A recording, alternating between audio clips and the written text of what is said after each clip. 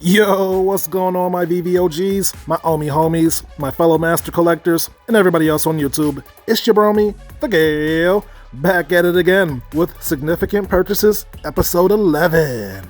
Vamonos. Okay, so what's happening, my VV fam? So, it's been a minute since I made a Significant Purchases video. I recently spent some money on a secret rare, and I completed a comic book set. Even though they're not recognized as sets yet, I bought every cover variant of a specific comic, and I wanted to make a Significant Purchases video on that because I don't always buy secret rare comic books. So if you're new to my Significant Purchases series, I make these videos to document my purchases that I think are special, and I also document my thought process. So that's what this video is going to be. I'm aware that I have a bit of influence right now, so this is definitely not a pump video or whatever, because I have no intentions of selling this. So whatever you take from this video, that is on you. So do your own due diligence. But in this video, I'm just going to tell you guys what I bought and why, and then we're going to call it a day. So without further ado, let's breeze into it. So this all started on Twitter, as most things do these days. Shout out to Nifty Cent at Nifty Cent on Twitter. I was just scrolling through my timeline, and I came across a post of his. It was this one. He was collecting 3-digit mints of this particular comic. Now, I've been thinking about this comic all week, right? Like, I remember reading that it was the first Marvel crossover and stuff, and I just been thinking about it. So when I came across this comic, it just intrigued me. You know, I asked him why he purchased it or whatever. And then later on, he made this post right here. So this is stuff I already knew because I basically cover every VV drop. So this is the first meeting with the Hulk. This is the first Hulk crossover. It also ties Amazing Spider-Man issue number 1 as the first Marvel crossover. So that's pretty significant, you know. Firsts, as you already know by being a member of Veve, are very significant, and even especially in the comic world. So naturally that perked up my interest a little bit. So reading further, why is this comic book valuable? The Fantastic Four issue 12 is the first crossover book in the Marvel Universe, as well as the first time the Hulk faces off against the Thing and company. Historically, Hulk vs. Thing has proven to be a fan favorite and makes this one of the most desirable books in Marvel history. Out of almost 1,200 issues of issue number 12 registered with the CGC, there are less than 60 copies in the world graded at 9.0 or better. So, that was number 2 that got me like, okay, one of the most sought after books in Marvel history. I can dig that. And then if we go with Go Collect, one of our go-to comic websites as of late, we'll notice that, you know, a 9.6 or higher is worth about $98,000. There has been 3 sales in the 90-day range and all that jazz.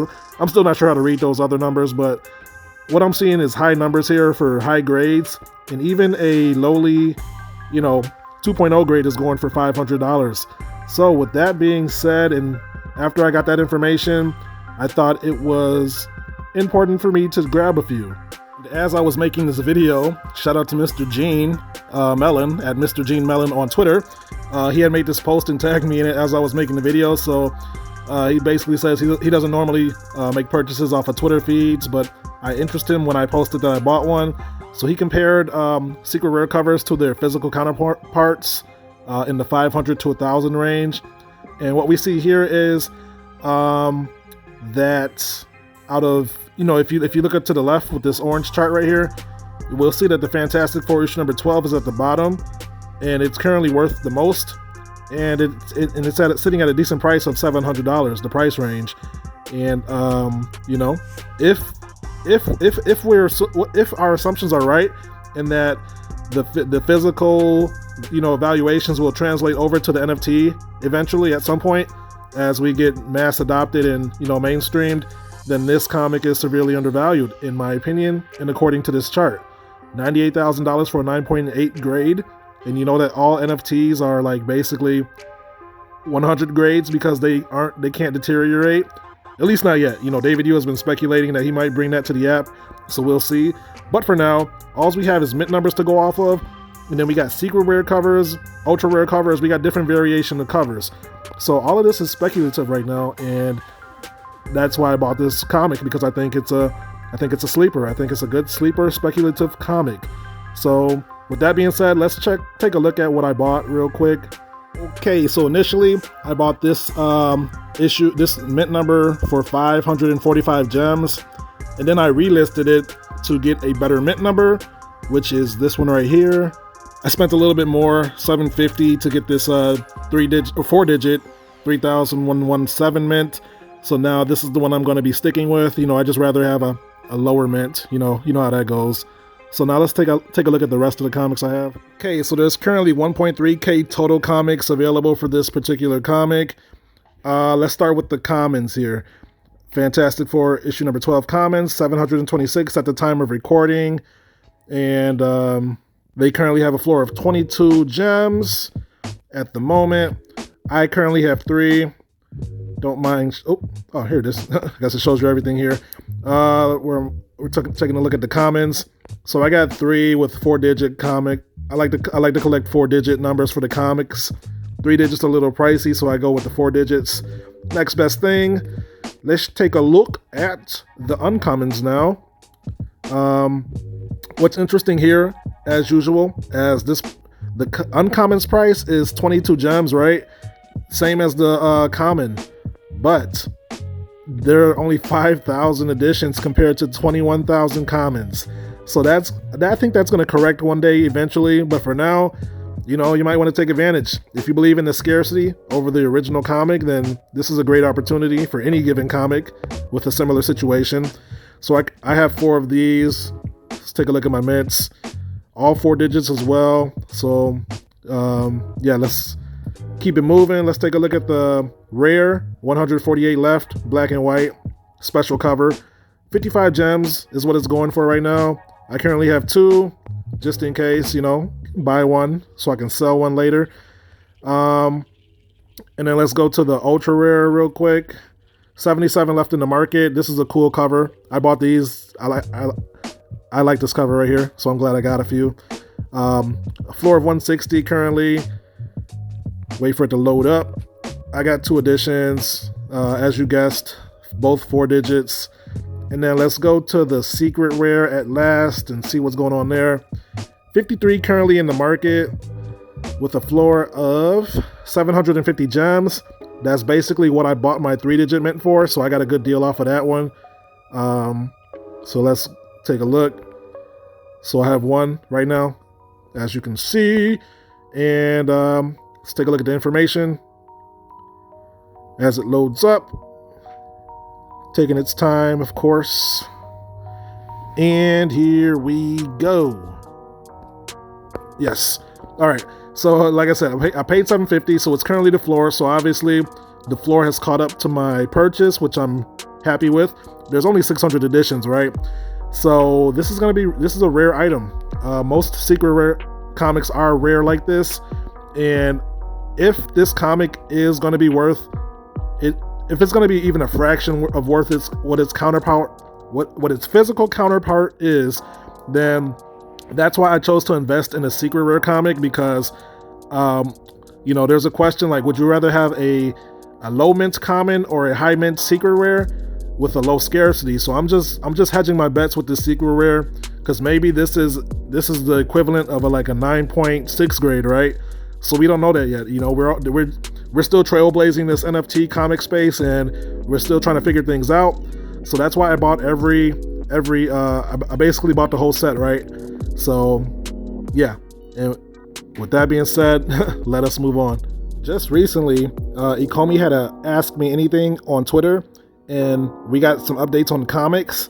So they are very close to the end of development on this. They will release more info on this in the next few weeks. Comics on walls, readable in the showroom, etc. Can't wait. So, yeah, I think people are underestimating what the potential of comics in showrooms are going to do for all the comics prices and, collectability and desirability. I think it's going to be huge. They're talking about getting cases for the comics so they can kind of be similar to the real world. I don't know how they're going to do it, but I think whatever it is, it's going to cause a comic boom.